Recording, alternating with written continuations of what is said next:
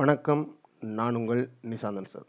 நாங்கள் இன்றைக்கு பார்க்க இருக்க வினாத்தாள் தேசிய கல்வி நிறுவனத்தினால் தரம் 10 மாணவர்களுக்காக வெளியிடப்பட்ட மாதிரி வினாத்தாள் புத்தகத்தில் 5வது வினாத்தாளின் பகுதி 1A உள்ள 25 வினாக்களையும் கொஞ்சம் தெளிவாகவும் விளக்கமாகவும் பார்க்க இருக்கிறோம். அதனால கொஞ்சம் வீடியோ பெருசாக இருக்க போது, ஆனாலும் என்னால் ஏழுமான வேகத்தில் படிப்பிக்க போகிற பிள்ளைகள், உங்களுக்கு எதுவும் சந்தேகங்கள் இருந்தால் Zoom மூலமான வகுப்புகளில் நீங்கள் இணைந்து கொள்வதன் மூலம் உங்களுக்கான சந்தேகங்கள் தீர்த்து வைக்கப்படும். Zoom மூலமான கணித விஞ்ஞான வகுப்புகள் தொடர்ச்சியாக இடம்பெற்று வருகின்றது. அந்த அடிப்படையில் நீங்கள் இந்த வகுப்புகளில் இணைவதன் மூலம் பாடத்தை கற்கும் போதே ஆரம்பத்திலேயே நீங்கள் தெளிவான முறையில் விளக்கத்தை பெற்றுக்கொள்ளக்கூடிய மாதிரி இருக்கும். அந்த அடிப்படையில் நீங்கள் வகுப்புகளில் இணைய விரும்பினால் என்னுடைய தொலைபேசி இலக்கத்துக்கு தொடர்பு கொள்ளுங்கள். அதே மாதிரி விஞ்ஞான வகுப்புகளும் தொடர்ச்சியாக இடம்பெற்று கொண்டிருக்கும். அந்த அடிப்படையில் விஞ்ஞான வகுப்புகள் தரம் 10க்கும் 11க்கும் இனி வரும் காலங்களில் இடம்பெறுவது திட்டம். அந்த அடிப்படையில் புதிய நேர சூசி மற்றும் வகுப்புகளில் இணைந்து கொள்ள விரும்பினால் இந்த தொலைபேசி இலக்கத்துக்கு தொடர்புங்க. தரம் 11க்கான துரித மீட்டல் வகுப்புகள் வருட இறுதியில் ஓலெவல் எக்ஸாம் எழுதுறதுக்கு ஒரு 6 மாதம் 5 மாதத்துக்கு முன்னுக்கு ஆரம்பிக்கப்படும். அந்த அடிப்படையில் அந்த வகுப்புகளில் இணைந்து கொள்ள விரும்புகின்ற மாணவர்களும் வகுப்புகளில் இணைந்து கொள்ளலாம். அது தொடர்பான விளக்கம் சில மாணவர்களுக்கு சென்றடைவதில்லை. அதனால தான் வீடியோ ஆரம்பத்திலேயே போட்டிருக்கேன். சரி, வாங்க கேள்விக்குள்ள போவோம். முதலாவது கேள்வி, லொக் அடிரெண்டு 8 என்பதன் பெருமானம் யாது? மடக்கை அப்படின்றா என்ன? மடக்கை அப்படின்றது என்ன அப்படின்னு கேட்டிங்கன்னா, மடக்கை என்பது ஒரு வலுவை காண்ற ஒரு கேள்வி அப்படின்னு யோசிக்கலாம். இப்போ நாங்கள் இந்த கேள்வியை நான் ஒரு சாதாரண தமிழில் கேட்பேன்டா, 8 2 எத்தனையாம் வலு அப்படின்னு நீங்கள் இதை யோசிக்கலாம். 8 2 எத்தனையாம் வலு? 3ஆம் வலு. ஆகவே நேர 3 அப்படின்னு போட்டிருந்தாலோ, இல்லை நீங்கள் இதை சுட்டி வடிவத்துக்கு மாற்றுறதுக்காக 3 தான் விடவில்லைகள், 3 போட்டிருந்தால் முழுமையான 2 புள்ளி நேரடியாக போடக்கூடிய ஆக்களும் போட்டுக்கொள்ளலாம். இல்லை இதை சுட்டி வடிவத்துக்கு மாற்றி பெற்றுக்கொள்ளலாம். லோக் அடி 2 8 சமன் எக்ஸ் அப்படி என்று போட்டுக்கொண்டு இதை சுட்டி வடிவத்துக்கு மாற்றிக்க 2 எக்ஸாம் வேல்யூ இதுதான் அடி, சுட்டிலையும் இதுதான் அடி, 2 இது வேல்யூ எக்ஸாம் வேல்யூ சமன் 8 அப்படின்னு வரும். இப்போ நாங்கள் 8 2 வேல்யூவாக எழுதுவோம். 8 2 வேல்யூவாக எழுதிக்க 2 3ஆம் வேல்யூ. ஆகவே 2 எக்ஸாம் வேல்யூ 2 3ஆம் வேல்யூவுக்கு சமன் அப்படின்னா எக்ஸ் 3 அப்படின்னு கண்டுபிடிக்கலாம். ஏன் இவ்வளவு கஷ்டம்? நான் நேரையே உங்களுக்கு மனதாலேயே கண்டுபிடிக்கலாம். இது ஒரு கேள்வி மாதிரி யோசிக்கலாம் பிள்ளைகள். லோக் அடி 2 8 என்றார் 8 2 எத்தனையாம் வேல்யூ அப்படின்ற கேள்வி, அவ்வளோதான். உருவில் தரப்பட்டுள்ள ஆரச்சிறையில் ஆரை 7 சென்டிமீட்டர். இரண்டாவது கேள்வி, உருவில் தரப்பட்டுள்ள ஆரச்சிறையின் ஆரை தந்திருக்கு. மையத்திலிருந்து ஒரு கால்வட்டம், ஆனால் அது பார்க்க அது ஒரு வித்தியாசமான ஷேப்பில் தந்திருக்கு. வழக்கமாக கால்வட்டம் அப்படின்றீங்க இந்த மாதிரி ஒரு ஷேப்பில் தருவாங்க. அப்படி இல்லாமல் ஒரு வித்தியாசமாக தந்திருக்கு. ஆனால் செங்கோணம் இருக்குது, அவங்க கால்வட்டம். ஆரச்சிறை 7 சென்டிமீட்டர் படத்தில் குறிக்கப்பட்டிருக்கு. ஆரச்சிறை கோணம் 90 எனின் வில்லின் நீளத்தை காண்க கேட்கப்பட்டது. இந்த வில்லிந்த நீளம் தான் கேட்டது. வில்லிந்த நீளத்தை எப்படி காணலாம்? ஒரு வட்டத்தின் பரிதி, அதாவது முழுமையாக அந்த வட்டம் இருந்தால் பரிதின்னு சொல்லுவோம். அந்த பரிதி இந்த நீளத்துக்கு சூத்திரம் இருக்குது 2πr. அந்த 2πr இந்த கால்பங்கா இருக்கும். இது முழு வட்டத்தின் ஒரு கால் பங்கு, அதனாடி 4/1 2πr தர 4/1 இல்லைன்னா 360 டீட்டா. டீட்டான்றது 92 போட்டாலும் அதுதான் வரப்போகுது. வில்லின் நீளம் மட்டும்தான் கேட்டது பிள்ளைகள், சுற்றளவு கிடையாது. அதனால தான் நாங்கள் வட்டத்துக்கு கூட அதை சுற்றளவு அப்படின்னு பாடமாக்குறத விட பரிதியின் நீளம் அப்படின்னு பாடமாக்குறது சிறப்பாக இருக்கும். சூத்திரத்தில் போடுவோம். வில்லின் நீளம் சமன் முழுவட்டமாக இருந்தால் 2πr, அது இந்த கால் பங்கு தர கால். பிரதியிடுவோம் 2 தர பை 22 கீழ் 7. ஆரை 7 தர 4/1. வெட்டக்கூடியதை வெட்டலாம். 7 7 ஒரு முறை போடணும்னு அவசியம் இல்லை. 4 2 வெட்டலாம். இங்கே ஒரு முறை, இங்கே 2 முறை, இன்னும் ஒருக்கா வெட்டலாம். இந்த 11 முறை, இங்கே ஒரு முறை, மொத்தத்தில் எல்லாமே வெட்டப்பட்டு இந்த 11 தவிர. ஆகவே விட 11. என்ன அலகு அப்படின்னு பார்த்தீங்கன்னா, இங்கே என்ன அலகு முதல் கதைக்கப்பட்டது சென்டிமீட்டர். ஆகவே இதுவும் சென்டிமீட்டராக இருக்கும் அப்படின்னு தான். ஆகவே 11 சென்டிமீட்டர் அப்படின்ற விடையை நீங்கள் எடுப்பீங்கன்னா உங்களுக்கு முழுமையான 2 புள்ளிகளும் கிடைக்கும்.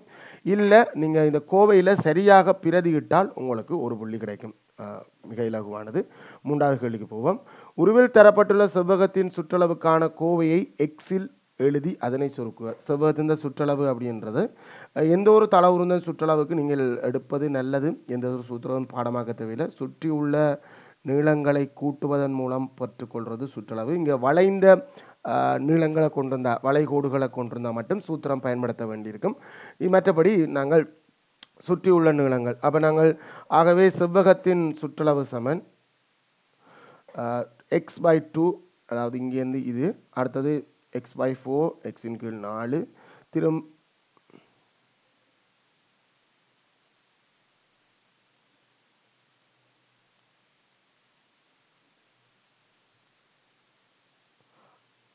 x/4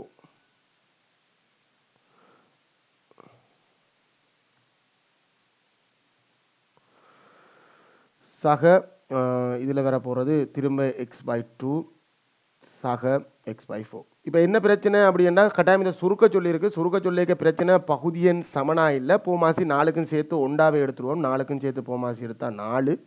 ஏண்டா 4ம் 2ம் எல்லாருமே 4ல் சந்திக்க போகிறோம். அதனாடி 4 பூமாசி 4 பூமாசி என்றால் அதுக்கேற்ற மாதிரி நாங்கள் தொகுதி எண்ணை மாற்றிக்கொள்ளணும். இது 2 மடங்கால் அதிகரிச்சுக்கு 2 மடங்கால் அதிகரிச்சா 2x. இது அப்படியே இருக்குது. ஸோ எக்ஸ் இது வந்து திரும்ப 2 மடங்கால் அதிகரிச்சுக்கு 2 மடங்கால தொகுதி எண் அதிகரிக்கணும் 2x. இது பகுதி எண் அப்படியே இருக்குது. தொகுதி எண்ணம் அப்படியே இருக்கும். ரைட். இப்போ நாங்கள் சுருக்கினோம்னா 4ன் மேல் 3 6x அப்படின்னு வரும். இதில் கொஞ்சம் சுருக்கக்கூடிய மாதிரி இருக்குது. கொஞ்சமெண்டா வெட்டக்கூடிய மாதிரி இருக்குது. மற்றபடி கலப்பு எண்ணா மாத்திரன் அப்படின்றலாம் இங்கே இல்லை. அச்சர கணித பின்னம்ன்றது முறைமையில்லா பின்னமாக இருக்கும். கொஞ்சம் 2ஆல் வெட்டக்கூடிய மாதிரி இருக்குது. 2ஆல் வெட்டினா 3 முறை, இங்கே 2 முறை. அவ்வளோதான் பிள்ளைகள். 3x கீழ் 2 அப்படின்றது தான் கோவை. 3x கீழ் 2 அப்படின்னு போடலாம். 3 கீழ் 2x அப்படின்னு போடலாம். 2 ஒன்று தான். நீங்கள் 3x கீழ் 2ஓ இல்லை 3 கீழ் 2xஓ போட்டிருந்தால் உங்களுக்கு முழுமையான 2 புள்ளி கிடைக்கும்.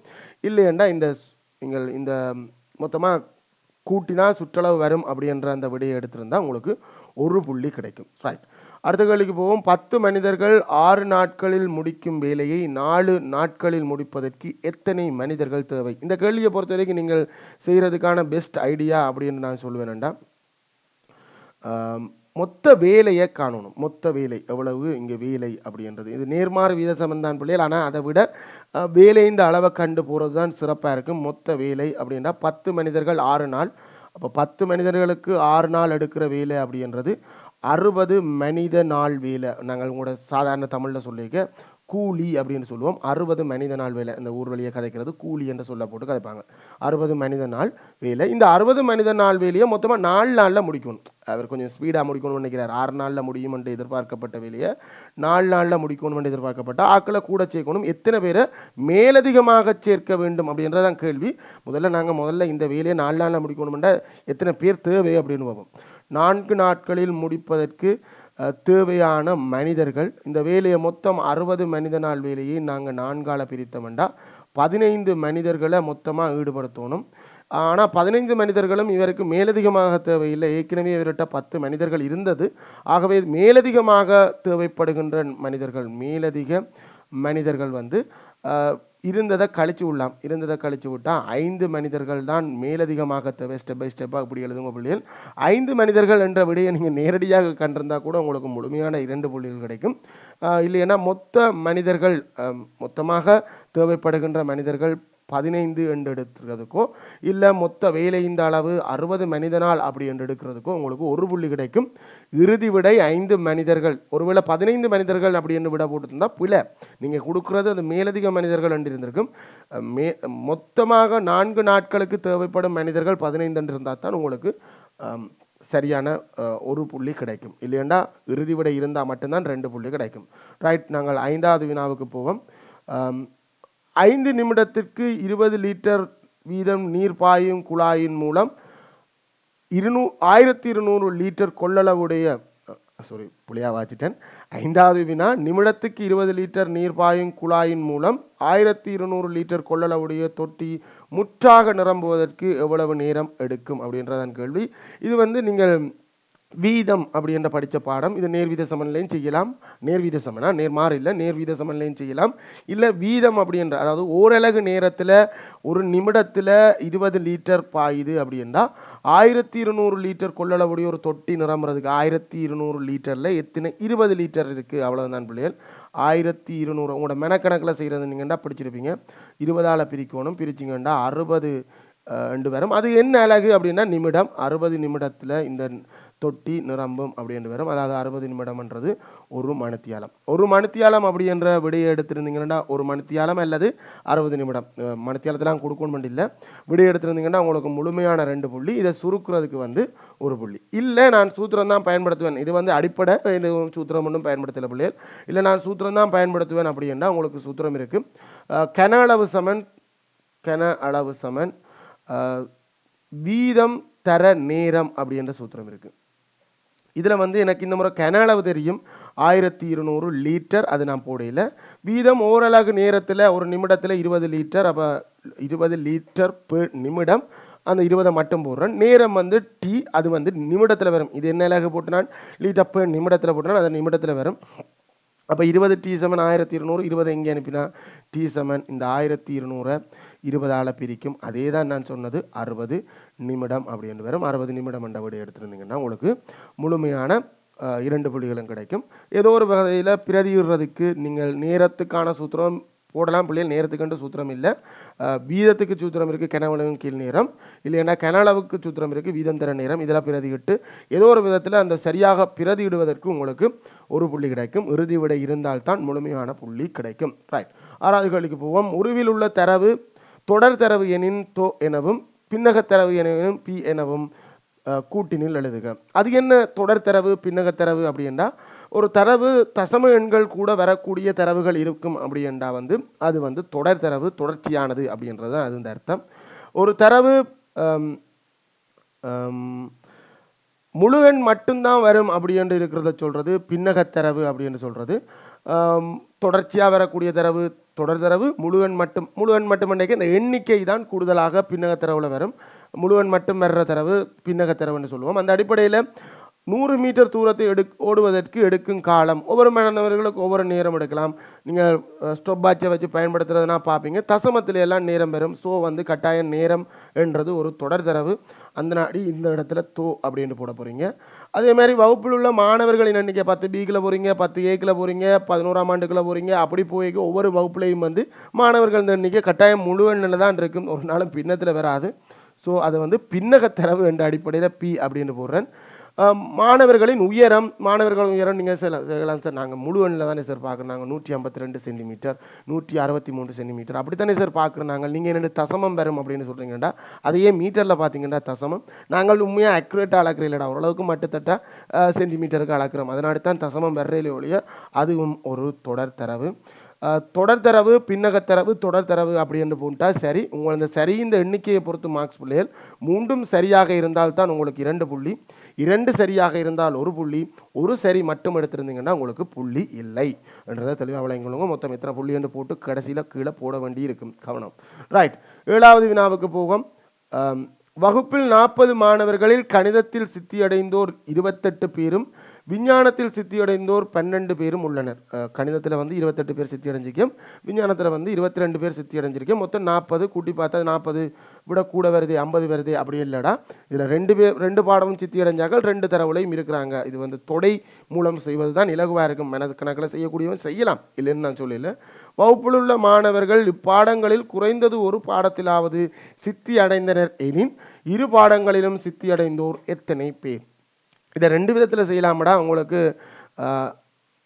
விஞ்ஞானத்தில் சித்தி அடைந்த ஆக்களந்தத்தோடைய ஏ என்றும் கணிதத்தில் சித்தி அடைந்த கணிதத்தை ஏ என்றும் விஞ்ஞானத்தை பி என்றும் சொன்னீங்கன்னா ஏ 1 இப்போ பி 40 என்று வரும். அப்படி யோசிக்கலாம். அதை விட பெஸ்ட் நீங்கள் இந்த கணக்கை தொடைக்குள்ளே கொண்டு போகிறது வெண்வெறிப்படம்.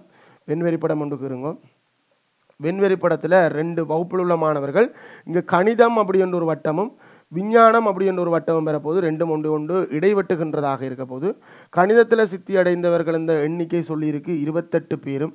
கணிதத்தில் 28 பேர் சித்தி அடைஞ்சிக்காங்க. அதே நேரம் விஞ்ஞானத்தில் சித்தி அடைஞ்சாக்கள் இந்த எண்ணிக்கை சொல்லியிருக்கு 22 பேரும். மொத்தமாக இந்த அகிலத்தொடை அதாவது வகுப்பில் உள்ள மொத்த மாணவர்கள் இந்த எண்ணிக்கை 40 அப்படி என்றும் தரப்பட்டிருக்கு. சரி, இதில் ஒரு பிரதேசம் இல்லை. ஏனென்றா குறைந்தது இந்த பாடசாலையில் இருக்கிற இந்த வகுப்பில் இருக்கிற மாணவர்கள் பாருங்க, வகுப்பில் உள்ள மாணவர்கள் இப்பாடங்களில் குறைந்தது ஒரு பாடத்திலாவது சித்தி அடைந்தனர். அந்த 40 பேரும் இந்த 3 பிரதேசத்துக்குள்ளேயும் தான் இருக்கிறோம் அப்படின்றதான் அந்த கதை. அதாவது வெளியில் யாருமே இல்லை, அதுதான் விளக்கம். குறைந்தது ஒரு பாடத்திலேயாவது சித்தி அடைஞ்சிருக்கோம்.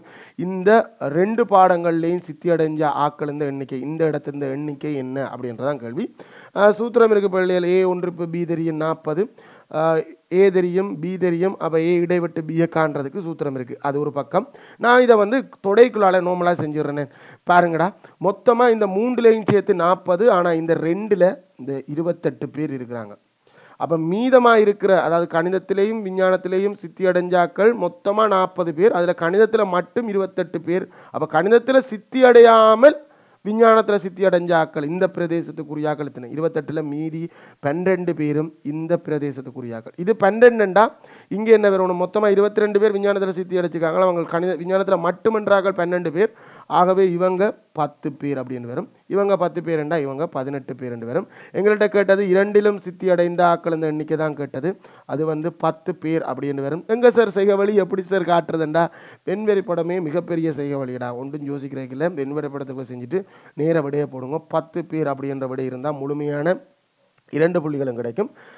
தரவுகளை வெண்வெறி படத்தில் குறிச்சிருந்தாலோ இல்லை, நான் சொன்னேனே A1 B number of A1 B, அதாவது ஏத்தோடைய கணிதத்தில் சித்தி அடைஞ்சாக்கள் பீத்தோடைய விஞ்ஞானத்தில் சித்தி அடைஞ்சாக்கள் என்று எடுத்தீங்கன்னா A1 B என்றது கணிதம் விஞ்ஞானத்தில் ஏதாவது ஒரு பாடத்திலேயாவது சித்தி அடைஞ்சாக்கள் இந்த எண்ணிக்கை 40. கட்டாயம் எல்லா மாணவர்களும் இதுக்குள்ள வர்றாங்க. நம்பர் ஆஃப் A, அதாவது கணிதத்தில் சித்தி அடைஞ்சாக்கள் இந்த எண்ணிக்கை உங்களுக்கு தெரியும் 28. விஞ்ஞானத்தில் சித்தி அடைஞ்சாக்கள் இந்த எண்ணிக்கை 22. உங்கள்கிட்ட கேட்டது ரெண்டிலும் சித்தி அடைஞ்சாக்கள் நம்பர் ஆஃப் A இடைவெட்டு B தான் கேட்டது. அதை காண்றதுக்கு ஒரு சூத்திரம் இருக்கு. நம்பர் ஆஃப் A1 B சமன் number of A plus number of B minus number of A இடைவெட்டு B. இந்த இடைவெட்டு B அப்படியே அங்கே நகர்த்தி 1 B இங்கே கொண்டு வந்தா நம்பர் ஆஃப் A1 இடைவெட்டு B சமன் number of A plus number of B plus number of B minus number of A1 B அப்படின்னு மாறும் இந்த சூத்திரம். அப்படியே நம்பர்களை போட்டு கூட்டி விட்டா சரி 28 சக 22 கூட்டி போட்டு 1 கழிச்சா சரி 50, 50லேருந்து 40 போனால் 10 பேர் அப்படின்னு வரும். வெண்வெறி படம் உங்களுக்கு ஈஸியாக இருக்கும்னா வெண்வெறி படம் இல்லை நம்ம இதில் தான் செய்ய போகிறோம்டா இதில் செஞ்சு விடுவோம். ரைட், 8வது கேள்விக்கு போவோம். ஓவை மையமாக கொண்ட வட்டத்தில் AB நான் ஆகும். நான் வட்டத்தின் நான் தொடர்பான ஏதோ ஒரு தேற்றம் பெறப்போது அந்த நான் வந்து 2 சம துண்டுகளாக பிரிக்கப்படுது. AX அப்படின்ற துண்டும் BX அப்படின்ற துண்டும் சமன் அப்படின்னா அது நடுப்புள்ளி X. ஆகவே இந்த நடுப்புள்ளி ஓவிலேருந்து மையத்திலேருந்து இணைக்கிற கோடு சம்பந்தமான தேற்றம் என்ன, மையத்திலிருந்து வட்டத்தின் நானொன்றின் நடுப்புள்ளிக்கு வரையப்படும் கோடு செங்குத்தாக இருக்கும். நான் இந்த நானுக்கு செங்குத்தாக இருக்கும். அதுதான் முதலாவது கேள்வி. OX A இந்த பக்கம் அந்த பக்கம் செங்குத்துன்னா எல்லா பக்கம் செங்குத்து தான். செங்குத்துன்றது 2 பக்கம் செங்கோணம் தான். பருமன் என்ன அப்படின்னு கேட்டது 90 பாகை. 90 பாகை என்றா ஒரு புள்ளி. என்ன பகுதி பகுதியாக கேட்டால் ஒவ்வொரு புள்ளியாக தான் பிரியும் பிள்ளைகள். 90 பாகை அப்படின்றதுக்கு ஒரு புள்ளி. அடுத்த கேள்வி, இது என்ன தேற்றம், இப்பெருமானத்தை பெறுவதற்கு அடிப்படையில் இருந்த தேற்றம் என்ன அப்படின்னு கேட்டிருக்குது. நான் சொன்னேனே அதுதான் ஒழுங்கா எழுதணும். வட்டத்தின் நானொன்றின் ஒழுங்கா எழுதுங்க பிள்ளைகள். வட்டத்தின் நானொன்றின் நடுப்புள்ளியையும் மையத்தையும் இணைக்கும் கோடு நாணிற்கு செங்குத்தாகும். ஓரளவுக்கு சரியா இருக்கணும் இந்த தேற்றம், ஓரளவுக்கு வசன நடையா இருக்கணும். வட்டத்தின் நானொன்றின் நடுப்புள்ளியையும் மையத்தையும் இணைக்கும் கோடு நானுக்கு செங்குத்தாகும் அப்படி என்று எழுதியிருந்தா தான் உங்களுக்கு ஒரு புள்ளியாக மொத்தம் 2 புள்ளி இந்த 8வது வினாவுக்கு கிடைக்கும். ரைட், வாங்க நாங்கள் 9வது கேள்விக்கு போவோம். உருவில் எக்ஸின் பெருமானத்தை காண்க. இதை பார்த்தோன்னு உங்களுக்கு கிடைக்கணும் பிள்ளைகள். இது முக்கோணம் புறக்கோணம் தொடர்பான தேற்றம். புறக்கோணம் அகத்தெதிர் கோணங்கள் இந்த கூட்டுத்தொகைக்கு சமன் இலகுவாகவே வந்தது. இந்த 2 கோணத்தையும் கூட்டினா 110 வரணும். நீங்கள் ஒருவேளை சில பேர் இதுக்குள்ள 70 வந்து முக்கோணின் அகக்கோணங்கள் இந்த கூட்டுத்தொகை 180 அப்படின்றத வச்சு செய்வீங்க. ஈஸியான வழி சரியான தேற்றத்தை பயன்படுத்துறது. அப்போ இந்த எக்ஸையும் அந்த எக்ஸையும் கூட்டினா 110 வரணும். இல்லை 110 சமன் 2x. அப்போ 2x சமன் 110, எக்ஸ் சமன் 55. மனதால் பிரித்தா மனதாலேயே பிரிச்சுட்டு போடுங்க. அதை பிரித்து காட்டணும் அப்படின்றதுக்காக மினக்கட்டு கொண்டிருக்க தேவையில்லை. 55 பாகை அப்படின்ற விடி எடுத்திருந்தா 2 புள்ளி. இந்த சூத்திரத்தை சமன்பாட்டில் சரியான முறையில் பிரதியிட்டு ஒரு சூத்திரம் நீங்கள் முக்கோணின் அகக்கோணங்கள் இந்த கூட்டுத்தொகையை வச்சு கூட சூத்திரம் எடுத்துருக்கலாம். அதுக்காக ஒரு புள்ளியுமாக மொத்தம் இல்லை. இது விடை இருந்தால் 2 புள்ளி, ஒருவேளை இந்த விடை இல்லை என்றால் தான் அந்த கதை. Right, okay. 10வது கேள்விக்கு போவோம். ஒரு எளிய சமன்பாடு தந்துட்டு அந்த எளிய சமன்பாடை தீர்க்க சொல்லுவது. எப்படி தீர்க்க? 2 வழி இருக்கு பிள்ளைகள். ஏன்டா எக்ஸ் ஒரே ஒரு இடத்துல இருக்கிறனாடி சோழி இல்லை. அப்போ இந்த சய உண்டை நாங்கள் அங்கே அனுப்பி சக உண்டாக்கிட்டு பிரிக்கிற 2 அங்கே அனுப்பி பெருக்கலாம். ஏன்னா ஒரு இடத்துல இருக்கிறனாடி அதை முதல்ல செஞ்சு காட்டுறேன். எக்ஸின் கீழ் 2 சமன் இந்த சய உண்டு அங்கே அனுப்புகிறேன், அது சக உண்டு அப்படின்னு போகும். அப்போ எக்ஸின் கீழ் 2 சமன் 6. இப்போ இந்த 2 அங்கே அனுப்புகிறேன், எக்ஸ் சமன் சில பேர் பிரித்து 3 போட்டுருவாங்க, அங்கே தான் பிள்ளை இருக்குது. இது இங்கே பிரித்து கொண்டு 2 அங்கே போனால் பெருக்கும். 6 2ஆல் பிரித்தா எக்ஸ் வந்து 12. தீர்வு அப்படின்னா என்னடாண்டா, இதில் நீங்கள் 12 போட்டால் தான் இந்த கோவை 5ஆக மாறும். அதை கண்டுபிடிக்கிறதுக்கு தான் இது வழி. இல்லை 2வது வழி இருக்குது. நீங்கள் 2வது வழியும் கொஞ்சம் கவனத்தில் எடுத்துக்கொள்ளுங்க பிள்ளைகள். ஏனெண்டா ஒன்றுக்கு மேற்பட்ட இடத்துல எக்ஸ் இருக்கிற நேரத்தில் ரொம்ப சிக்கலாக போயிடும். அப்போ கட்டாயம் எக்ஸ் எல்லாம் ஒரு சைடுக்கும் எக்ஸ் இல்லாத உறுப்புகளை எல்லாம் ஒரு சைடுக்கு மாற்றணும். அப்போ பின்னம் இருக்கிறது கரைச்சலாக போயிடும். அந்த நேரத்தில் பின்னம் இல்லாமல் ஆக்குறதுக்கு மொத்தமாக 3 உறுப்பு x/2 ஒரு உறுப்பு, சய1 உறுப்பு, சமன்பாட்டுக்கு அங்கால இருக்கிற 5 ஒரு உறுப்பு. இந்த 3 உறுப்பையுமே 2ஆல் பெருக்குவோம். ஏனெண்டா பின்னம் இல்லாமல் ஆக்குறதுக்கு. அப்படி பெருக்கேலும் வெளிப்பட உண்மை என்னடா இதுக்குள்ள வெளிப்பட உண்மையை கதைக்கிறார். எல்லாமே வெளிப்பட உண்மை வச்சு தாங்க பிள்ளைகள் கணிதமே நகருது. இதை வட்டி நீங்கள்டா எக்ஸாய 3 3 போட்டுறேன் பார்த்தீங்களா, ஈரொண்டு 2 சமன் 10 அப்படின்னு வரும். இப்போ இந்த சய 2 அங்கே அனுப்பினா 10 சக 2 12 அப்படின்னு வரும். எக்ஸ் சமன் 12 நீங்கள் எப்படி கண்டாலும் ஓகே. எக்ஸ் சமன் 12 விட இருந்தால் முழுமையான 2 புள்ளிகளும் இல்லை தீர்க்கிறதுக்கான ஐடியாவில் x/2 சமன் 6 அப்படின்னு எடுத்திருந்தாலோ இல்லை நீங்கள் 2ஆல் பெருக்கி எக்ஸ் சய 2 சமன் 10 அப்படின்னு எடுத்திருந்தாலும் உங்களுக்கு ஒரு புள்ளி கிடைக்கும். எப்போ இறுதி விடை இல்லையண்டா. இறுதி விடை இருந்தால் உங்களுக்கு சோழியே இல்லை. ரைட், 11வது கேள்விக்கு போவோம். மாசி காண்க. அதாவது அச்சரகணித கோவைகளை பொறுத்த வரைக்கும் நீங்கள் இது அச்சரகணித கோவை தான், ஆனால் உறுப்பு எல்லாருமே ஓர் உறுப்பு கோவை கடுமையாக கஷ்டப்படுத்த தேவையில்லை, எல்லாம் காரணிப்படுத்தப்பட்டு இருக்குது. அதாவது பெருக்கமாக தான் இருக்குது. அந்த அடிப்படையில் நீங்கள் மிக இலகுவாக போமாசி காணலாம். அது ஒரு பெரிய இஷ்யூ இல்லை. போமாசி சமன் நீங்கள் வகுத்து காண்றாக்கள் இருப்பீங்க, காரணிகளையும் பெருக்கமாக காண்றாக்கள் இருப்பீங்க. பகுதி ஒன்றில் வர்ற போமாசி காண்றது மிக இலகு பிள்ளைகள். இது சம்மந்தமாக நிறைய விடயங்கள் கணித சிறகுகள் அப்படின்ற புக் தொகுப்பில் பிளேலிஸ்ட்டில் போய் பாருங்கள். கணித சிறகுகள் அப்படின்ற பிளேலிஸ்ட்டில் மிக தெளிவாக போட்டிருக்கேன், பிரியோசனமாக இருக்கும். இங்கே நீங்கள் நம்பருக்கு மட்டும் போமாசி கண்டா போதும் பிள்ளைகள், அதுதான் உங்களுக்கு சிக்கல். 2க்கும் 8க்கும் போமாசி என்னன்னா 8 தான். ஏன்னா 8 2 பிரிக்கும். அப்போ பொது மடங்களில் முதலாவது மடங்கு 8 தான். முதலாவது மடங்கே பொது மடங்காக இருக்கிறனாடி 8 தான் பொது மடங்களில் சிறியது. மெட்ட இருக்கிற அச்சரங்கள் எல்லாம் வரணும் மிகப்பெரிய விலையோட. எக்ஸ் வரணும், எக்ஸ் இந்த மிகப்பெரிய விலை எக்ஸ் வர்க்கம். y வரணும், y வந்து ஒரே இடத்துல இருக்கான், அவற்றை ஓராம் விலை y. ஸோ 8 எக்ஸ் வர்க்கம் y அப்படின்றதான் போமாசி. நேரடி விடைக்குத்தான் மார்க்ஸ், இடையில இந்த ஒரு சைகவலிக்கும் இல்லை. 8 எக்ஸ் வர்க்கம் y வர்க்கம் என்ற விடை இருந்தால் முழுமையான புள்ளி. ஒரு சின்ன பிள்ளை இருந்தால் கூட புள்ளி இல்லை. ஒரே வடிவிலான கருப்பு நிறம் வெள்ளை நிறம் கொண்ட 18 அட்டைகளிலிருந்து எழுமாறாக ஒரு அட்டை தெரிவு செய்யப்படும் போது அல்லது வெள்ளை நிறமாக இருப்பதற்கான நிகழ்தகவு 3/2 ஆகும். அதில் காணப்படும் வெள்ளை நிற அட்டைகளின் எண்ணிக்கையை காண்க. இது ஒரு பின்ன கேள்வி மாதிரி யோசிக்கலாம் பிள்ளைய. 18 அட்டைகளில் 3/2 பங்கு அட்டை வெள்ளை நிறமாக இருக்கு அப்படின்னா 18 3/2 பங்கு அங்கே வெள்ளை நிறம் இருந்திருக்கணும். ஆகவே இதை சுருக்கி நீங்களா 6 6 12 12 அட்டைகள் அப்படி என்ற விடை வரும். 12 அட்டைகள் என்ற விடை இருந்தால் உங்களுக்கு முழுமையான 2 புள்ளி கிடைக்கும். பெருக்கணும் அப்படின்றதுக்கு ஒரு புள்ளி இல்லை. என்னென்ன சார் நிகழ்தகவுக்குள்ள பின்னம் பெறும் அப்படின்னு கேட்குறாக்களுக்கு நான் அடுத்த வழியில் வாரன் பிள்ளைகள். ஒரு பாக்ஸுக்குள்ளே வந்து 18 அட்டைகள் இருக்குது. இந்த 18 அட்டைகளில் எக்ஸ் எண்ணிக்கையிலான அட்டைகள் வந்து வெள்ளை நிற அட்டைகள் அப்படின்னு எடுத்துக்கொள்வோம். அப்படி என்ன 18ல் இப்போ 5 இருந்தால் 18ல் 5 சந்தர்ப்பம் வெள்ளை கிடைக்கிறதுக்கு. அப்போ எக்ஸ் இருந்தால் 18ல் எக்ஸ் சந்தர்ப்பம் வெள்ளை கிடைப்பதற்கு சந்தர்ப்பமாக இருக்கும். அதை எளிய வடிவாக்கும் போது 3/2 வந்த விட வந்திருக்கு.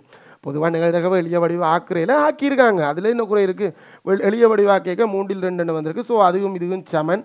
நீங்கள் சமவெளி பின்னம் என்ற ஐடியாவில் இது 6ஆல் பெருக்கப்பட்டிருக்கு. 6ஆல் பெருக்கினா 12 இல்லை குறுக்கு பெருக்கம் 3x சமன் 36 எக்ஸ் சமன் 36 3 12 எல்லாம் ஒன்று தாண்டா. இந்த எக்ஸ் வந்து 12 அப்படின்ற விட 12 அட்டைகள் அப்படின்றதுக்கு உங்களுக்கு முழுமையான 2 புள்ளி கிடைக்கும். ரைட், வாங்க அடுத்த கேள்விக்கு போவோம். உருவில் குறிக்கப்பட்டுள்ள தரவுகளுக்கேற்ப இந்த 2 முக்கோணி ஏபிசியும் முக்கோணி பிக்யூஆரும் என்ன நிபந்தனையில் ஒருங்கி செய்ய வேண்டும் அப்படின்னு எதிர்பார்க்கப்படுதுன்னா பக்கம் கோணம் பக்கம் என்ற நிபந்தனையின் கீழ் ஒருங்கி செய்வதற்கு சமனாக வேண்டிய எஞ்சிய உறுப்பு. அதாவது இங்கே 2 உறுப்பு ஏற்கனவே சமனாக இருக்குது. இங்கே ஏபி அப்படின்ற பக்கம் அங்கே இருக்கிற பிஆர் என்ற பக்கத்துக்கு சமனாக இருக்குது. படத்தில் குறிக்கப்பட்டிருக்கப்போ அங்கே சொல்லையில் சமனாக இருக்குது. அதே மாதிரி இந்த கோணத்துக்கு சமனாக இருக்குது. இப்போ ஒருங்கி செய்யணும்னா காணாது. ஏனெண்டா 3 பேராவது சமனாக இருக்கணும். அந்த அடிப்படையில் இன்னும் ஒரு ஆள் சமனாக இருக்கணும். இவர் இன்னும் ஒரு ஆள் இன்றைக்கு அது ஒரு கோணமாக கூட இருக்கலாம். அது கோணமாக இருந்தால் அது ஒத்த கோணமாக இருக்கக்கூடிய மாதிரி பல இடம் இருக்குது. பக்கமாக இருக்கணும். ஏனெண்டா 2 பக்கம் ஒரு கோணம். இங்கே ஏற்கனவே கோணம் வந்துட்டு அப்போ மற்ற பக்கம் வந்துட்டு என்னமோ ஒரு பக்கம் இருக்கணுமெண்டா அந்த பக்கம் எது அப்படின்றதான் கேள்வி. அந்த பக்கம் எதுவாக இருந்தால், எதுவாக இருந்தால் இந்த முக்கோணம் ஒருங்கி செய்யும் அப்படின்னு கேட்டால் கட்டாயம் அதை அமைகோணமாக்குற பக்கமாக இருக்கணும். பக்கம் கோணம் பக்கம்ன்றதில் அமைகோணம் பெறணும். அந்த படியில் அமைகோணமாக்குற பக்கம் பிசியாக இருந்திருக்கணும். இங்கே ஓகே, நாங்கள் அடுத்த கேள்விக்கு போவோம். 14வது கேள்வி. வர்க்கமூலம் 12 முதலாம் மண்ணளவாக்க பெருமானத்தை காண்க.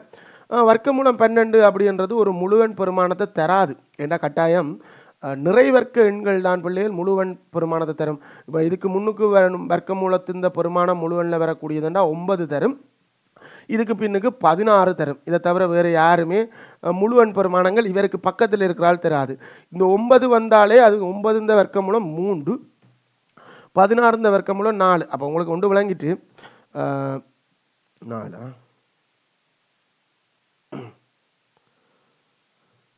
4 அப்படின்னு வரப்போகுது. என்ன விளங்கிட்டு அப்போ 3க்கும் 4க்கும் இடையில வர போகிறது. 3க்கும் 4க்கும் இடையில முழுவன் கிடையாது, தசம எண் தான். அப்போ அதில் இருக்கிற தசம எண்கள் கணக்கே இருக்குது. 3.1, 3.2, 3.3, 3.4, 3.5 முதலாம் தசமதான எண்களை சொல்கிறேன். நிறைய இருக்குது. 2ஆம் தசமதான எண்ணத்தை சொன்னால் 99 எண்கள் இருக்குது. இது கொஞ்சம் பாருங்கள், வர்க்கமூலம் அந்த 9க்கும் 12க்கும் 16க்கும் இடையில் இருக்கிற தூரத்தை பார்த்தீங்கன்னா இது ஒரு 3 இடைவெளி, இது ஒரு 4 இடைவெளி. ஸோ இது வந்து கிட்டத்தட்ட நடுவில் இருக்கிற பெருமானங்களை தரும். 3, 4 கொஞ்சம் முன்னுக்கு தான் இருக்குது. நான் ஒரு 3.4 இருந்து 3.5, 3.6 இந்த 3 பேரில் தான் எனக்கு ஒரு சின்ன சந்தேகம். அந்த சந்தேகப்படுறாக்களில் நடுவால் எடுத்து செக் பண்ணி பார்க்கணும். இதில் இவர் வருவாரா அப்படின்றத செக் பண்ணி பார்க்கணும். நடுவால் நான் செக் பண்ணி பார்க்குறேன். என்ன செக் பண்ணுறது? 3.5 இந்த வர்க்கம் 12க்கு கிட்டே இருக்கா அப்படின்றது தான். 3.5 தான் விட 3.5 இந்த வர்க்கத்தை செக் பண்ணி பார்க்குறேன். பெருக்கல்ல ஒரு இலகுவான வழி கையாளுறேன். நீங்கள் உங்களுக்கு தெரிஞ்ச வழியை கையாளுங்க. 5 25 5 போட்டு 2 மிச்சம் 15 15 15 15 30 32 32 2 போட்டு 3 மிச்சம் 9 3 12. ஸோ தசங்குத்தோணும் 12.25 வரும். கொஞ்சம் தாண்டி வந்த நாடி முன்னுக்கு இருக்கிற 3.4 செக் பண்ணி பார்ப்போம். 3.4 இந்த வர்க்கமாக 12 கிட்டே இருக்குது. 6 6 16 6 போட்டு 1 மிச்சம் 12 12 24 24 3 25 2 மிச்சம் 9 11. ஸோ அது வந்து 11.56 ஆயிருக்கு. இது வந்து 12.25 ஆயிருக்கு. இதுதான் 12க்கு கிட்டே இருக்குது. ஸோ இவற்றை வர்க்கமூலம் தான் எங்களுக்கு விடையாக கிட்டத்தட்ட வரப்போகுது. ஆகவே எங்களுக்கு வர்க்கமூலம் 12 முதலாம் மண்ணளவாக்க பெருமானம் 3.5 3.5 என்ற விடையை நீங்கள் எடுத்திருந்தால் முழுமையான 2 புள்ளி. செய்கவழிக்காக எங்கேயுமே புள்ளி இல்லை பிள்ளைகள். 3.5 என்ற விடை நீங்கள் எப்படி கண்டுபிடிச்சிருந்தாலும் உங்களுக்கு முழுமையான புள்ளி கிடைக்கும். 15வது கேள்விக்கு போவோம். உருவில் ஏபி சிடி என்ற கோடுகள் சமாந்தரமானது. 2 கோடுகள் சமாந்தரம் வரைவு. 2 கோடுகள் சமாந்தரமாக இருக்கிறதுக்கான காரணம் படித்திறன் சமனாக இருப்பது அப்படின்றத தெரிஞ்சு கொள்ளுங்க. அதுதான் நீங்கள் கதவர போகுது. ஏபியின் வெட்டு துண்டு என்ன? இந்த ஏபி என்ற கோடு இந்த வெட்டு துண்டு என்ன? ஏபி என்ற கோட்டை பாருங்க. இந்த ஏபி என்ற கோடு y7 அந்த mx + c என்ற வடிவத்தில் இருக்குது. அதாவது y இந்த பக்கம் ஒரு எக்ஸிலான உறுப்பு, அங்கால ஒரு ஒருமை. அந்த அப்படி இருக்கிற நேரத்தில் அந்த ஒருமை சி என்று சொல்கிறது அதுதான் வெட்டுத்துண்டு. அந்த வெட்டுத்துண்டு வையச்சு எங்கே வெட்டி நிற்கும் அப்படின்றத காட்டும். அதனாடி தான் அதுக்கு வெட்டுத்துண்டு என்ற பேர். வெட்டுத்துண்டு வந்து சக 3 அப்படின்றத விட சக 3 அப்படின்ற விட எடுத்திருந்தால் 1 புள்ளி. அதே மாதிரி 2வது கேள்வி வந்து சிடியின் சமன்பாடு. சிடி இந்த சமன்பாட்டுக்கு இதுக்கு என்ன சம்பந்தம்னா இதுக்கு வெட்டுத்துண்டு இல்லை பிள்ளைகள். அதனாடி இந்த கோட்டு இந்த வடிவம் y7 mx வடிவம் அப்படின்னு சொல்லுவோம். இங்கே m என்னன்றது தான் நீங்கள் உங்களோட சமன்பாட்டில் தங்கி இருக்கிறது. m வந்து இந்த எம்மும் சமன். ஏனென்றால் 2 பேரும் சமாந்திர கோடுகளாக இருந்தால் இவற்றை படித்திறன் 2 அதாவது எக்ஸ் இந்த குணம் படித்திறன் பிள்ளைகள் இவற்றை படித்திறன் 2. ஸோ y7 2x என்று வரும். அவ்வளோதான். y7 2x என்ற விட இருந்திருந்தால் 1 புள்ளி. மொத்தமாக ஒவ்வொரு புள்ளியாக 2 புள்ளி கிடைக்குது. வாங்க 16வது கேள்விக்கு போவோம். தரப்பட்டுள்ள உருவில் BAC 40 பாகை எனின் XACயின் பெருமானத்தை காண்க. இங்கே தரப்பட்ட தகவலை படத்தில் குறிச்சிடுவோம். BAC இங்கே இருக்குது. இதுதான் 40 பாகையாம். கேட்கப்படுற கேள்வியையும் படத்தில் குறிச்சிடுவோம். XAC இந்த கோணத்தை விடுது. வழக்கமான ஒரு அச்சரம் எக்ஸ் என்று வைக்கிறேன். இது கேபிட்டல், இது சிமோலா, ரைட். எக்ஸ் என்று வைக்கிறேன். இந்த காண்றது தான் நோக்கம். இங்கே இருக்கிற தரவுகளை பார்த்து தான் நீங்கள் யோசிக்கணும் இந்த கேள்வி எப்படி நகர்த்தலாம் அப்படின்னு பார்த்தா இங்கே 2 சமாந்திர கோடு இருக்குது. சமாந்திர கோடு இருந்தால் ஒன்று விட்ட கோணம் சமன் என்ற அடிப்படையில் இந்த எக்ஸை நீங்கள் இங்கே கொண்டு வர விரும்பினா கொண்டு வரலாம். இல்லை இதை கொண்டு போட்டு அந்த கோணத்தை அங்கே கொண்டு வரேன்னா கொண்டு வரலாம். நான் சமாந்திர கோட்டை வச்சு இங்கே எக்ஸை கொண்டு வந்துடுறேன். பிறகு பார்த்தா இது ஒரு இருசம பக்கம் கோணம். இருசம பக்கம் கோணத்தில் சமனான கோணங்களுக்கு சமனான பக்கங்களுக்கு எதிரான கோணங்கள் சமன். அப்போ இதுவும் எக்ஸ் என்று வரும். இப்போ நாங்கள் ஒரு சமன்பாடை போட்டுடலாம். 10x அதாவது எக்ஸ் எக்ஸ் 10x 40 சமன் 180. 2x சமன் இந்த 40 அங்கால அனுப்பினா 140. எக்ஸ் சமன் 70 பாக. கொஞ்சம் வேகமாக செஞ்சிருக்கேன் பிள்ளைகள், கடுமையாக சிலோவாக செய்யணும்னு அவசியம் இல்லை. எவ்வளோ வேகம் எடுக்கணுமோ அவ்வளோ வேகமாக செய்யுங்க. எக்ஸ் சமன் 70 பாக அப்படின்ற விடையை எடுத்திருந்தா உங்களுக்கு முழுமையான புள்ளி. இந்த எக்ஸும் சமன் அப்படின்றத படத்தில் குறிச்சிருந்தாலோ இல்லை இந்த கோணம் 70ன்றதை குறிச்சிட்டு அந்த கோணம் 70ன்றதை காணாமல் இருந்திருந்தாலோ உங்களுக்கு ஒரு புள்ளி கிடைக்கும். அதாவது ஏதோ ஒரு சேத்திரம் சமாந்திர கோடுகளால் ஒன்று விட்ட கோணம் சமன் என்றதோ இல்லை இரு சம பக்கம் கோணத்தில் சமனான பக்கங்களுக்கு எதிரான கோணங்கள் சமன், அதனாடி இது 70 பாகை என்றதையோ கண்டுபிடிச்சிருந்தா உங்களுக்கு ஒரு புள்ளி கிடைக்கும். இறுதி விடை அதாவது கேட்கப்படுகின்ற அந்த கேள்வி எக்ஸ்ஏசி சமன் 70 பாகை அப்படின்றத கொடுக்கறதுக்கு உங்களுக்கு முழுமையான 2 புள்ளிகளும் கிடைக்கும். சார் இப்படி கொடுத்தா சரிடா, நீ இங்கே எக்ஸ்ன்னு குறிச்சிருக்க இங்கே 70ன்னு குறிச்சிருக்க, சரி யோசிக்காத, படத்தில் குறிச்சிருந்தாலும் சரி. ஆனால் எக்ஸ்ஏசி என்றது தெளிவாக தெரியணும் எதுன்றதான். தரப்பட்டுள்ள உருவில் வட்டத்தின் மையம் ஓவாகும், அதில் குறிக்கப்பட்டுள்ள தகவல்களை பயன்படுத்தி எக்ஸ் ஒய் ஆகியவற்றின் பெருமானங்களை காண்க. படத்தை பார்த்தோன்னே விளங்கிட்டு இது வட்டத்தின் கோணங்கள் அப்படின்ற படித்த பாடத்திலேருந்து ஏயிலிருந்து சியிலிருந்து பியிலிருந்தும் வட்டத்தின் பரிதியில் 2 இடங்களில் கோணம் எதிரமைக்கப்பட்டிருக்கு. ஒன்று சியில் எதிரமைக்கப்பட்டிருக்கு, அதே மாதிரி டியில் எதிரமைக்கப்பட்டிருக்கு. வட்டத்தின் வில் நான் அப்படின்னு சொல்லலாம் பிள்ளைகள். இது வில் என்ற அந்த கதைகளால் தான் பெறும். பிசி என்ற வில்லால் வட்டத்தின் பரிதியில் மற்ற பரிதியில் எஞ்சிய பரிதியில் எதிரமைக்கப்படுகின்ற ஒவ்வொரு கோணங்களும் சமனாக இருக்கும். அந்த அடிப்படையில் y வந்து 50 பாகை அப்படின்றது நேரடியாக வருது. ஒரு துண்ட கோணம் அதெல்லாம் காரணமெல்லாம் போட்டுக்கொண்டிருக்கிறதுல y 50 பாகை. அதே மாதிரி இப்போ எக்ஸை காணணும் அப்படின்னா இதே ஏபி என்ற அந்த வில்லால் மையத்தில் எதிரமைக்கப்படுகின்ற கோணம் தான் எக்ஸ். மையத்தில் எதிரமைக்கப்படுகின்ற கோணமானது பரிதியில் எதிரமைக்கப்படுகின்ற 50 இந்த 2 மடங்காக இருக்கும். ஸோ எக்ஸ் வந்து 100 பாகையாக இருக்கும். 50 பாகை 100 பாகை, y 50 பாகை எக்ஸ் 100 பாகை. தனித்தனியாக ஒவ்வொன்றுக்கும் ஒவ்வொரு புள்ளி கிடைக்கும். ரைட், 2 புள்ளியை போட்டுக்கொள்ளுங்க. 18வது கேள்வி, 7 சென்டிமீட்டர் ஆரையும் 10 சென்டிமீட்டர் உயரம் கொண்ட பொல் உருளையின் வலை மேற்பரப்பில் உள்ளது. பொல்லுருளை ஒன்று தரப்பட்டிருக்கு. பொல்லுருளைண்டா உள்ள தகரப்பணி மாதிரி உள்ள எம்டி, அதான் அது இந்த கருத்தம். உருளையின் அச்சுக்கு சமாந்தரமாக இதில் வந்து ஒரு டொட்டட் லைன் படியே கத்திரிக்கோளால் வெட்டி அப்படியே விரிப்பதால் ஒரு தளவுரு கிடைக்கும். என்ன தளவுருடா? செவ்வகம் கிடைக்கும். நீங்கள் நிறைய தடவையில் அதை பார்த்துருப்பீங்க, எங்கள் மீட்டின் இந்த லேபிள்கள் எல்லாம் உரிச்சு பார்த்துருப்பீங்க. ஒரு செவ்வகம் கிடைக்கும். இப்போ கேள்வி என்னென்னா அந்த செவ்வகத்து இந்த மிகப்பெரிய செவ்வகம் பிள்ளைகளை தாண்டி வெளியில் போகுமா? ஓரளவுக்கு நீளமாக இருக்குது, நீங்கள் பார்த்துருப்பீங்க. அந்த லேபிள் இந்த நீளம் என்ன அப்படின்றதான் கேள்வி. நீளம் அப்படின்றது என்ன விளக்கம்? இங்கே இருக்கிற வட்டம் தான், அந்த வட்டத்தின் பரிதி தான் அங்கே நீளமாக போகும். நீளத்தை காண்க அப்படின்னு தான் கேட்கப்பட்டது பிள்ளைகள். வலை மேற்பரப்பு இந்த பரப்பளவு கூட கேட்கப்படலாம். Good morning ஆயுதன். வலை மேற்பரப்பு இந்த பரப்பளவு கூட கேட்கப்படலாம். நீளம்ன்றது இங்கே பரிதி தான் அங்கே நீளமாக மாறும். ஸோ பரிதி இந்த நீளத்தை தான் கேள்விடுது. பரிதி இந்த நீளம் 2πr அப்படியே பிரதிகிட்டா போச்சு. அந்த நீளம் சமன் 2πr. 2 தரப்பாய் 22 கீழ் 7. ஆரை வந்து 7 சுருக்கக்கூடிய மாதிரி இருக்கும். 7 மட்டும் பட்டுப்பட்டா 44. என்ன அலகு? ஆரைக்கு நாங்கள் என்ன அலகு போட்டோம்? சென்டிமீட்டர். ஸோ 44 சென்டிமீட்டர் அப்படின்றது விடையாக இருக்கும். 44 சென்டிமீட்டர் என்ற விடையை எடுத்திருந்தால் உங்களுக்கு முழுமையான 2 புள்ளிகளும் இல்லை. இந்த கோவையில் சரியாக பிரதிகிட்டு இருந்தால் ஒரு புள்ளியும் இருக்கும். எப்போ இறுதி விடை இல்லைன்றா தான் நீங்கள் இதை பற்றி பார்க்கணும். இறுதி விடை இருந்தால் உங்களுக்கு முழுமையாக சரி. ரைட், 19வது கேள்விக்கு போகும் பிள்ளைகள். ஒரு மூறுப்பு இருபடி கோவையை காரணிப்படுத்திக்க 2 காரணிகள் வருது. இந்த 2 காரணிகள்லையும் எக்ஸ் இருக்கும், அதில் எந்த மாற்று கருத்துக்கும் இல்லை. இந்த ஏயும் பியும் ஒரு நம்பராக இருக்கும். அந்த பெருமானங்கள் எண்கள் என்ன அப்படின்றதான் கேள்வி. அந்த பெருமானத்தை எப்படி காண்றது? 2 வழி இருக்குது பிள்ளைகள். இது உங்களுக்கு இந்த எக்ஸ் வர்க்கத்தின் குணகம் ஒன்றா இருந்தால் நீங்கள் ஈஸியாக கண்டிருப்பீங்க. கூட்டுத்தொகை பெருக்கத்தொகை அதை அப்படியே போட்டுட்டு போயிடலாம். ஆனால் இதை காண்றதுக்கு வேறு வழி இல்லை. 2ல் ஒரு வழி. ஒன்று இதை விரிச்செழுதி அந்த வடிவத்துக்கு மாற்றிட்டு ஒப்புடுறது, இல்லை இதை காரணிப்படுத்தினா கட்டாயம் இந்த வடிவத்துக்கு தான் காரணிப்படுத்தப்படணும். காரணிப்படுத்த மாட்டா இதான் வருமெண்டா காரணிப்படுத்தணும். எது பெஸ்ட், எது உங்களால் ஈஸியாக இருக்குமெண்டா காரணிப்படுத்துறது தான். 10ஆம் ஆண்டு முறை காரணிப்படுத்தலன்னு சொல்கிறது பிள்ளைகளேண்டா, நீங்கள் 9ஆம் ஆண்டில் படித்தது எக்ஸ் வர்க்கத்துக்கு குணகம் இருக்காமல் இருக்கும். இங்கே எக்ஸ் வர்க்கத்துக்கு குணகம் இருக்குது. காரணிப்படுத்தணும்னா இங்கே 4 உறுப்பாக மாற்றி ஆகணும். முதலாம் உறுப்பில் எந்த மாற்றமும் இல்லை, கடைசி உறுப்புலையும் எந்த மாற்றமும் இல்லை. இப்போ இதை காரணிப்படுத்த இந்த 2 பேரையும் காரணிப்படுத்த பெருக்கி வர்றதும் இப்போ இதில் இருக்கிற 2 பேரையும் பெருக்கி வர்றதும் சமனாக இருக்கணும். வரப்போகிற பிரித்து போட போகிற அந்த 2 பேரையும் பெருக்கி வர்றதும் சமனாக இருக்கணும். இவையில் பெருக்கினா என்ன வரும்? சய 6x வர்க்கம் வரும். இவையில் பெருக்கினாலும் சய 6x வர்க்கம் வரணும். அவையில் சேர்த்தா சய 5 வரணும். நோட் பண்ணி வச்சுக்கொள்ளுங்க. சய 6 வரக்கூடிய பெருக்கங்களை யோசிங்க. 1 தர 6, அதில் 2 பேரில் வரும். 2 பேரும் வேற வேற குறி. 2 தர 3. ரைட், ரெண்டு பேரும் வேற வேற குறி. ஏனென்றா சய வரணும், நம்ம வேற வேற குறி உள்ளாக்களை கூட்டேக்க கழிபடும், கழிபட்டு 5 வர்றது இதுதான்.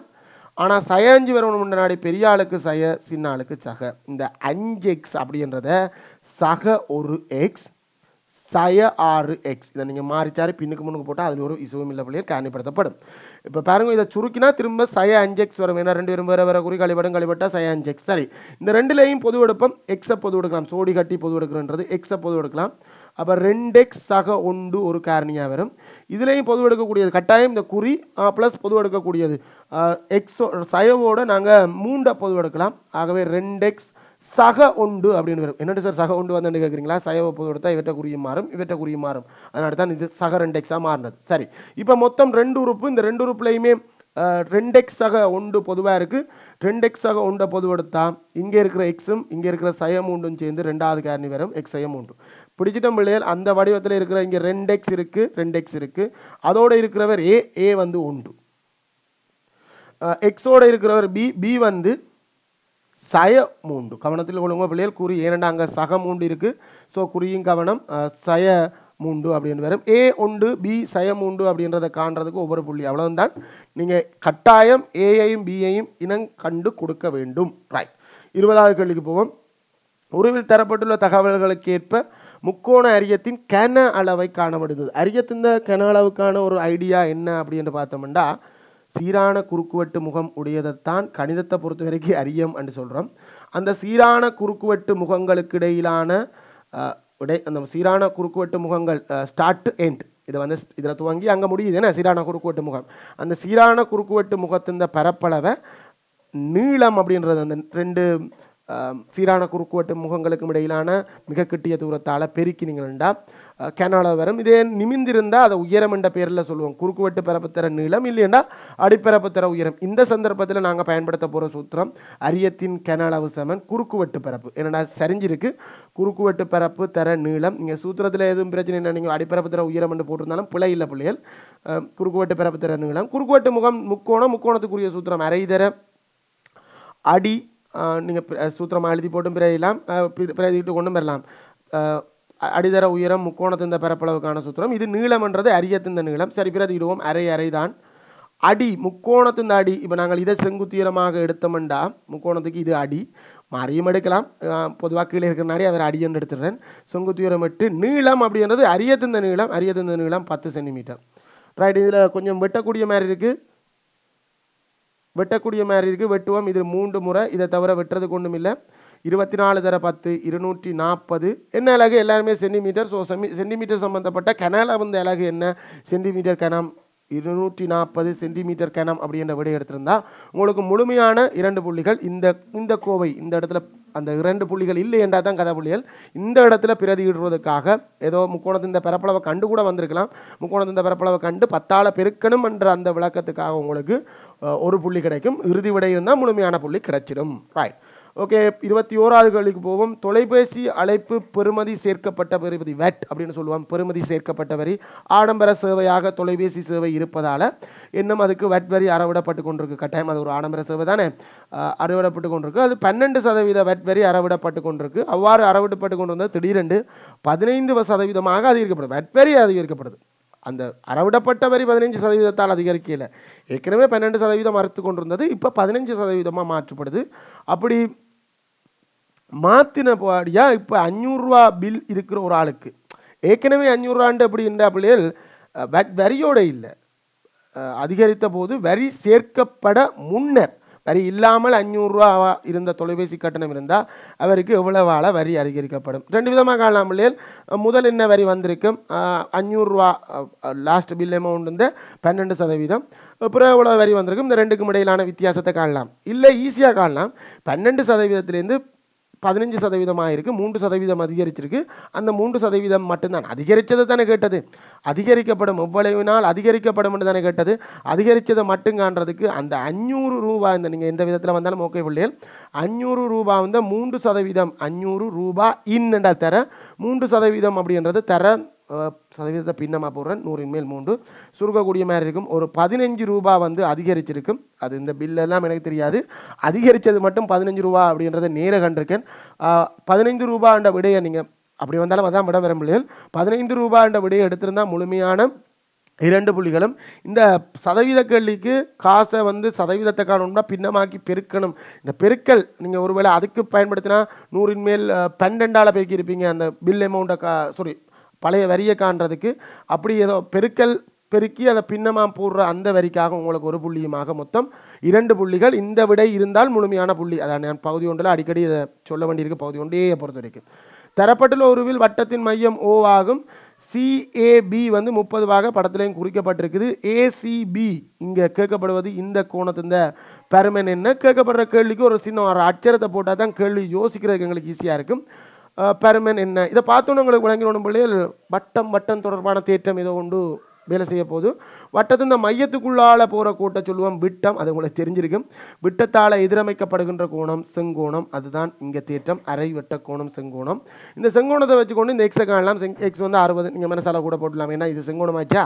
மிச்சம் 2 90 சரிசமனாக பிரிச்சு எடுக்கணும். இது 30 அது 60 நீங்கள் உங்களோட மனசாலையும் போட்டுக்கொள்ளலாம்.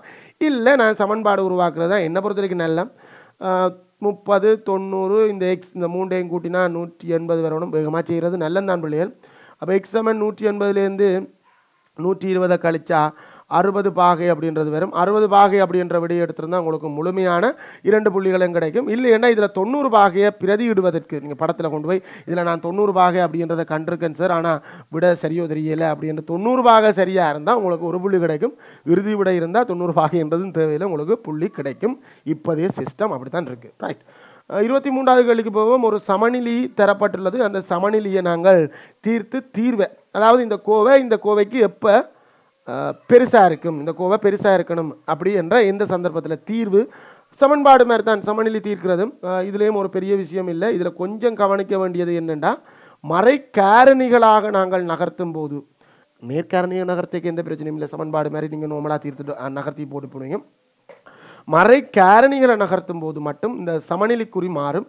மறை உறுப்புகளை நகர்த்ததால எந்த பிரச்சனையும் இல்லை. இப்போ மறை 2ன்றது மறை உறுப்பு, அங்கே போய்க்க நேர் உறுப்பு, அதுக்காக சமநிலை உறுப்பாக நகர்த்தும் போதும் எந்த பிரச்சனையும் இல்லை. அதே மாதிரி இந்த 3x ஒரு உறுப்பாக நகர்த்தினான் அப்படியே தூக்கிட்டு வரேன். அப்போ இங்கே 0 வரும். காரணின்றது 3 மட்டும் கொண்டு வந்தால் பிரிக்கும், மொத்தமாக வந்து பிரிக்கும். அது வேற கதை. காரணின்றது வேற, உறுப்பு வேற. நான் உறுப்பாக கொண்டு வரேன். 4x என்றதுலேருந்து இந்த 3x என்ற உறுப்பை இங்கே கொண்டு வந்தால் சக 3x வந்து கழிவடும் சய 3x பெரிது அல்லது சமன். இந்த 2 அங்கே கொண்டு போனால் சய 2 வரும். சுருக்கவே விட வந்துடுது போல இருக்கு.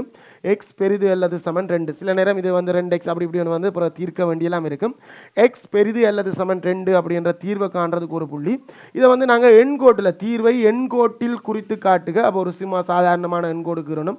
0 நடுவில் இருக்கணும்ன்றலாம் அவசியம் இல்லைடா. 1 2 3 4 குறிச்சிட்டு தீர்வுன்றது எல்லா தீர்வையும் 2ஆக இருக்கலாம், இல்லைன்னா 2ஐ விட பெரிதாக இருக்கலாம். வாசிக்க தெரியும். எக்ஸ் வந்து 2ஐ விட பெரிதாக இருக்கிறது போது 2ஆக இருக்கலாம்ன்றா 2 நிறந்துட்டுறது. பெரிதாக இருக்கலாம்ன்றது எக்ஸை விட பெரியாக்களை நிறந்துட்டுறது. அதுக்கு தான் இந்த அம்புக்குறி வரைக்கும் நீட்டி அம்புக்குறியை நிறந்துட்டுறது. சமநிலை இந்த தீர்வை வந்து எண்கோடில் கொடுக்குறதுக்கு ஒரு புள்ளி, தீர்க்கிறதுக்கு ஒரு புள்ளியுமாக மொத்தம் 2 புள்ளி கிடைக்குது. ரைட். 24வது கேள்விக்கு போவோம். உருவில் தரப்பட்டுள்ள தகவல்களை அவதானித்து எக்ஸின் பெருமானத்தை காண்க. இதை பார்த்தோன்னே உங்களுக்கு விளங்கினோம். சாய் சுதரம்ன்றது இணைகரத்தின் வகைக்குள்ளே தான் பெறும். அந்த அடிப்படையில் இணைகரத்தின் வகையை நாங்கள் பார்த்தோம்னா இணைகரத்தின் எதிர்கோணங்கள் சமன் அப்படின்ற அடிப்படையில் இந்த கோணம் எக்ஸ் அப்படி என்று சொன்னோம்னா இந்த கோணமும் எக்ஸ். அந்த அடிப்படையில் தான் நான் இந்த கோணத்தை எக்ஸ் அப்படின்னு காண்றேன் போடுறேன். அது எக்ஸா இது எக்ஸ் அப்படின்னு போடுறேன். அது மட்டும் இல்லை, இது ஒரு சாய் சுதரத்துக்குரிய ஸ்பெஷல் கேஸ். என்ன 4 பக்கமும் சமன். இங்கே இந்த முக்கோணத்தை மட்டும் பார்த்தீங்களா விளங்கும். இது ஒரு இருசம பக்க முக்கோணம். ஸோ இது வந்து 30 பாகை. இல்லைன்னா நீங்கள் இது 30 போடலாம். சாய் சுரத்து இந்த உச்சி கோணத்தை மூளை விட்டம் இருசம கூறிடும். நீங்கள் இங்கே 30 போயிட்டு கூட அங்கே வரலாம். நான் இது 30 போட்டு இந்த எக்ஸை கண்டு அங்கே போகிறேன். 2 முறை எக்ஸ் தானே. அப்போ என்ன சமன்பாடு 120 வரப்போகுது. எக்ஸையும் 2 30களையும் கூட்டினா 3 முக்கோணியின் அகக்கோணங்கள் இந்த கூட்டுத்தொகை 180 கோணம். அப்போ எக்ஸாக 120 சமன் 180. 25வது கேள்விக்கு போவோம். பீக்கம கியூ ஆகிய புள்ளிகளிலிருந்து சமதூரத்திலும் இங்கே 2 புள்ளி இருக்குடா. இந்த பீலேருந்தும் கியூலேருந்தும் சமதூரத்தில் இருக்கிற ஒரு புள்ளி வேணும். சமதூரத்தில் இன்னும் நீங்கள் டக்குன்னு நடுவில் இன்றைக்கே பொறுங்கோ பார்ப்போம். சமதூரத்தில் அசையும் புள்ளியின் ஒழுக்கை அமைப்பதற்கான முறையை பரும்படி படத்தில் ஒன்று காண்க. சமதூரத்தில் என்ன சார் நிறைய புள்ளி இருக்குது, ஒரு புள்ளி என்ன அடையாது, நடுவில் இருக்கிற புள்ளிடா. பீலேருந்தும் கியூலேருந்தும் சமதூரத்தில் என்னைக்கு இதுலேயும் ஒரு புள்ளி இருக்குது, இதுலேயும் ஒரு புள்ளி இருக்குது, இதுலேயும் ஒரு புள்ளி இருக்குது. இது பாருங்க சமதூரம் அப்படின்னு நிறைய புள்ளிகள் இருக்குது. இதை வந்து அப்படி இணைக்க ஒரு கோடு வரும். அந்த கோடை கீறுறதுக்கான அமைப்பு என்ன அப்படின்னு பார்த்தோம்னா அதுதான் செங்குத்திரு உராக்கி அமைக்கிறதுக்கான அமைப்பு. செங்குத்திரு உராக்கி அமைக்கிறதுக்கு என்ன செய்வோம்? இந்த பீலேருந்தும் கியூலேருந்தும் மற்ற வேறையை எடுத்தே கீறுங்க பிள்ளைகள். கவராயத்தை எடுத்து இங்கேருந்து ஒரு வில் ஒன்று மேலே ஒருக்கா வெட்டுவீங்க. அதே யாரையோடையே கீழே வெட்டலாம், இல்லை வேறு யாரையும் வெட்டலாம். என்ன இதுலேருந்தும் சமதூரத்தில் இருக்கிற மாதிரி கண்டுபிடிக்கணும். அதனாடி ஒரே யாரையை வச்சு வெட்டிவிடுங்க. கியூலேருந்தும் மேலேயும் வெட்டுவீங்க, கீழையும் வெட்டுவீங்க. இந்த ரெண்டையும் இணைக்கிறீங்க, அடிமட்டத்தை வச்சு இணைப்பீங்க. அதுதான் அந்த செங்குத்திரு உராக்கி. இதுதான் ஒழுக்கு. இந்த கோடு கீறணும்ன்ற அவசியம் இல்லை பிள்ளைகள். இந்த ஒழுக்க நீங்கள் கீறுறதுக்கு உங்களுக்கு 2 புள்ளிகள் கிடைக்கும். கவராயத்தை பயன்படுத்தி கீறினீங்கன்னா மொத்தம் 2 புள்ளிகள் கிடைக்கும். மொத்தம் 50க்கு எத்தனை புள்ளி அப்படின்றத கீழே போடுறதோட என்னுடைய கமெண்ட் பாக்ஸில் போட்டு விடுங்க பிள்ளைகள். வீடியோ பிடிச்சிருந்தா லைக் பண்ணுங்க, ஷேர் பண்ணுங்க. முக்கியமாக உங்களுக்கான கருத்துக்கள் எதுவும் இருந்தால் கட்டாயம் பதிவிடுங்க. உங்களுடைய நண்பர்களுக்கு பகிர்ந்து கொள்ளுங்க. வீடியோ பிடிச்சிருக்கும் அப்படின்னு நம்புகிறேன். அடுத்த வீடியோவில் சந்திப்போம். நன்றி, வணக்கம்.